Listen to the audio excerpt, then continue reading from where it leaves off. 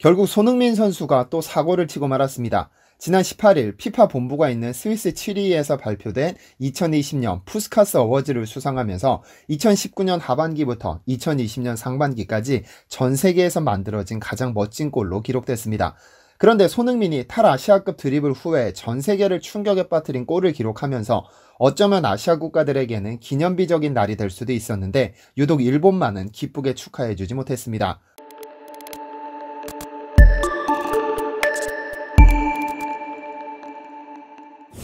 안녕하세요, 디스멘터리입니다. 결국 기다리던 소식이 전해졌습니다. 손흥민 선수가 FIFA가 선정하는 2020 푸스카스 어워즈 최종 후보 3인에 올랐다가 결국 1위를 차지하는 영광을 맞이했습니다. 지난 18일 피파 본사가 위치한 스위스 취리히에서는 푸스카스상이 발표됐습니다. 손흥민을 포함해 총 11개의 골이 경쟁을 펼쳤는데 그 중에서 토트넘의 손흥민, 바르셀로나의 수아레즈, 그리고 플라멩고의 아라스카에타까지 3명이 최종 후보로 선정됐습니다. 손흥민이 지난 2019년 12월 7일 프리미어리그 번리전에서 기록한 원더골이 수상후보로 올랐는데 이 분야는 이제껏 그 어떤 한국인 선수도 도전하지 못한 영역입니다. 1970년대 분데스리가에서 갈색 폭격기라 부르며 수많은 선수들의 우상이었던 차범근도 2000년대 중반 수많은 한국인들의 밤잠을 설치게 했던 맨체스터 유나이티드의 박지성 선수도 감히 이 분야에는 도전하지 못했죠.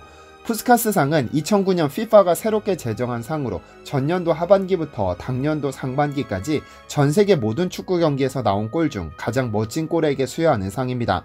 팬투표 50%에 전문가 투표 50%를 합산해 결정되는데 손흥민 선수는 특히 팬투표에서 어마어마한 득표를 한 것으로 보입니다. 피파는 최종 후보를 선정하기 위해 각 득점 영상을 유튜브에 공개했는데 최종 후보 3인의 골 중에서도 손흥민 선수 영상이 단연 많은 조회수를 기록했죠. 12월 17일 기준 손흥민 선수의 골 영상은 132만 회를 기록한 반면 수아레즈 선수의 골 영상이 57만, 아라스카에타의 골 영상이 67만 회를 기록했습니다. 2위보다 2배 이상 많은 조회수를 기록하면서 팬투표에서의 대량 득표가 거의 확실시됐습니다. 수아레즈의 골도 기막혔고 아라스카에타의 골도 인상 깊었지만 손흥민 선수의 골은 운동장 전체를 휘젓고 다니며 만든 골이기 때문에 임팩트가 더 강하지 않았나 싶습니다. 손흥민에게 푸스카스 상을 수여한 골은 지난 2019년 12월 7일 프리미어리그 번리와의 리그 경기에서 나왔습니다.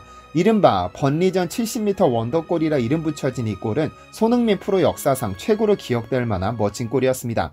EPL 16라운드 경기에서 손흥민은 전반 32분 토트넘 페널티 지역에서 공을 잡은 뒤 폭풍처럼 질주하기 시작했습니다. 대략 70m를 드리블하면서 수비수 5명을 차례대로 제친 후 최종 수비수까지 6명을 모두 따돌리고 골을 기록했는데요. 질주한 거리만 해도 70m가 넘었고 토트넘 진영에 넘어와 있던 상대 공격수뿐 아니라 미드필더와 최종 수비수 그리고 최종적으로 골키퍼와 1대1 찬스에서도 침착하게 마무리해 그의 가치를 높여주었죠. 근데 과학적으로 그의 이 골을 분석해 본 결과 그에게 우사인 볼트라는 별명이 생겼습니다. 이날 손흥민은 총 70m를 달렸는데 최고 시속은 33.41km로 분석됐습니다. 이를 100m 기록으로 환산하면 10조 77의 기록인데 웬만한 운동선수들도 도달하기 힘든 속도입니다.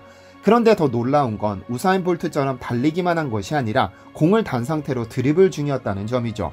볼을 달고 100m를 10조 77에 끊을 수 있다는 건 특출난 운동신경이 아니면 불가능한 일인데요. 사실 손흥민 선수의 치달, 즉 치고 달리기는 EPL 내에서도 유명합니다. 원래 치달의 다리는 현재 토트넘으로 복귀해 활약 중인 가레스 베일의 전매 특허였습니다. 수비수를 제치고 공을 멀리 밀어둔 후에 스피드를 활용해 드리블하는 기술인데 베일은 이 치달 덕분에 토트넘에서 엄청난 활약을 펼쳤고 그 활약을 인정받아 세계 최고 구단이라는 레알 마드리드에 입성할 수 있었습니다. 당시 그의 이적료는 역대 축구선수 최초라는 1억 달러를 넘어서는 대단한 기록이었죠. 그런데 베일이 떠난 후 2년 뒤 손흥민이 토트넘으로 이적했는데 손흥민의 전매 특허 역시 스피드를 앞세운 치달이었습니다. 그의 스피드를 따라잡을 수 있는 수비수는 없었는데요. 특히 그의 이 기술이 빛났던 건 역사상 최초로 독일을 침몰시킨 2018년 러시아 월드컵이었습니다. 1대0으로 앞서가던 후반 추가 시간 한국팀 페널티 지역에서 주세종이 길게 밀어준 골을 손흥민은 스피드를 앞세워 골문으로 달려가 득점을 기록했는데 같은 위치에서 출발한 독일 수비수는 손흥민을 전혀 따라잡지 못하고 오히려 거리가 멀어지기만 했었습니다. 손흥민의 순발력이 아니면 절대 기록할 수 없었던 골이었죠. 어쨌든 이렇게 스피드를 활용한 손흥민의 치달은 영국 EPL에서 더 정교하게 가다듬어졌고 번리전에서 70m 드리블로 득점이라는 대단한 골이 나온 겁니다. 이 골이 나오자마자 전세계 축구팬들 사이에서는 손흥민 인생골이 터졌다며 그의 골을 축하해줬는데요. 손흥민 역시 이 골이 자신의 인생골이 될 것을 알았던 듯 합니다. 이후 진행된 인터뷰에서 믿을 수 없다면서 경기를 직관하신 부모님 앞에서 이런 골을 만들어 행복하고 자랑스럽다고 말했죠. 그리고 갓 손흥민을 지도하기 시작한 무리뉴 감독 역시 믿기지 않는다는 듯 행복해했습니다. 무리뉴 감독은 경기 후 인터뷰에서 내 아들은 옛날부터 손흥민과 호나우두를 합쳐 손나우두라고 불러왔다며 그날 그 골은 정말 호나우두와 같다고 했습니다. 그런데 영국 매체에서는 호나우두보다는 차라리 얼마 전 하늘로 돌아간 마라도나를 연상시킨다고 말했는데요. 리오넬 메시가 내가 100만 년 동안 축구를 해도 절대 근접할 수 없는 선수라고 평했을 정도로 축구계의 레전드죠. 영국의 플래닛 풋볼은 손흥민의 골과 푸스카스상을 함께 언급하면서 그의 골은 현재 전 세계가 애도하는 마라도나의 86 월드컵 8강전 골과 흡사하다면서 손흥민의 골이 시기상 최고의 위치에 오르는 것이 맞다며 그의 수상을 단언하기도 했고, 미국의 CBS는 잉글랜드전에서 나온 마라도나의 50m 드리블 골과 비교하기도 했습니다. 마라도나가 86 월드컵 8강전 잉글랜드전에서 기록한 20세기 역사상 최고의 장면이죠. 그날 그 경기에서 마라도나는 악마와 천사라는 양면을 모두 보여주면서 멕시코 월드컵은 마라도나의 월드컵이라고 불러도 무방할 만큼 그가 주인공이었습니다. 8강전 잉글랜드와의 경기에서 마라도나는 신의 손이라는 별명과 드리블의 마술사라는 두 개의 별명을 얻었죠. 후반 6분 골키퍼와 경합하던 중 마라도나는 골을 기록하게 되는데 이 과정에서 손을 사용하게 되죠. 그런데 주심이 이를 핸드볼로 선언하지 않고 그대로 골로 선언해버려 논란이 일었습니다. 마라도나는 이에 대해 단 한 번도 언급하지 않다가 20년이 지나서야 인정했죠. 그리고 정확히 4분 후 드리블의 마술사가 등장합니다. 중앙선 아래에서 볼을 받은 그는 단 11번의 터치로 50m를 질주했고 5명의 수비수를 모두 따돌린 후 두 번째 골을 기록합니다.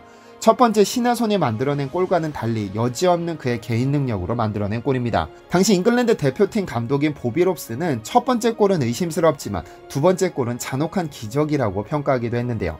어쨌든 손흥민이 기록한 70m 드리블 골은 11번의 터치만에 이뤄진 어쩌면 마라도나의 그 골보다 더 멋진 골입니다. 그런데 이렇게 멋진 골이 터지면서 전 세계가 환호하고 손흥민의 푸스카스상을 축하하는 와중에 일본은 전혀 웃지 못하는 상황입니다. 한 일본 선수를 두고 프랑스 매체에서 끔찍하다며 최악의 영입이라고 비판하고 있는 상황이니까요. 바로 나가토모 선수입니다. 나가토모 선수는 한때 아시아 최고 풀백으로 평가받았던 선수입니다만 현재 프랑스 리그에서 끝머르게 추락하며 그를 영입한 마르세유를 힘들게 하고 있습니다. 2007년 FC 도쿄에서 프로 선수로 출발한 그는 2010년 이탈리아 체세나 유니폼을 입으며 유럽 무대에 진출했습니다. 그리고 체세나에서의 활약을 바탕으로 2011년부터 이탈리아 명문 인터밀란에 입단하죠. 그리고 무려 8년이라는 시즌을 함께합니다. 유럽 무대에서 활약하는 아시아 출신의 공격수는 심심찮게 찾아볼 수 있지만 수비수가 8년이라는 오랜 시간을 한 팀에서 보내는 경우는 거의 없습니다. 그리고 몸싸움이 치열한 것으로 유명한 이탈리아 리그에서는 덩치가 작은 아시아 선수가 견뎌내기는 힘들다고 보았죠.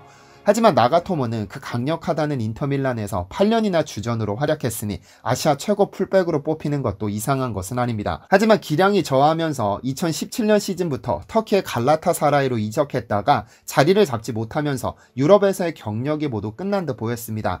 하지만 지난 2020년 시즌을 시작하면서 프랑스 명문 마르세유에 입단하면서 마지막 기회를 얻었는데요. 그런데 내리막길을 걷기 시작한 그는 마르세유에서 엄청난 비난을 받고 있습니다. 지난 12월 10일 맨시티와의 챔피언스리그 조별리그에서 왼쪽 수비수로 나선 그는 공격수가 침투하는 족족 뚫려졌고 팀은 3대0 완패를 당하게 됩니다. 그리고 13일 열린 리그 경기에서 AS 모나코와의 경기 역시 풀타임으로 소화했지만 그의 수비력은 심각한 수준이었는데요. 현재 빌라스보아스 감독이 이끄는 마르세유는 나가토모 선수의 기량 저하 때문에 지도력에 의문이 제기되는 상황입니다. 프랑스의 스포르트는 나가토모가 마르세유에 온 이후로 실망스러운 모습을 보이고 있다면서 챔피언스 리그에서의 비참한 패배의 탓을 나가토모에게 돌렸습니다. 그러면서 모하메드 셰이크 기자의 코멘트를 직접 보도했습니다. 셰이크 기자는 한 팟캐스트에 출연해서 나가토모는 지극히 평범한 왼쪽 수비수다. 도저히 경쟁이 될 수 없으며 이 끔찍한 영입이 마르세유의 현재를 나타낸다고 말했습니다. 그러면서 이 실수를 교훈 삼아 외부 영입보다는 하부팀에서 육성한 유스를 적극적으로 활용하라고 주문하기도 했는데요.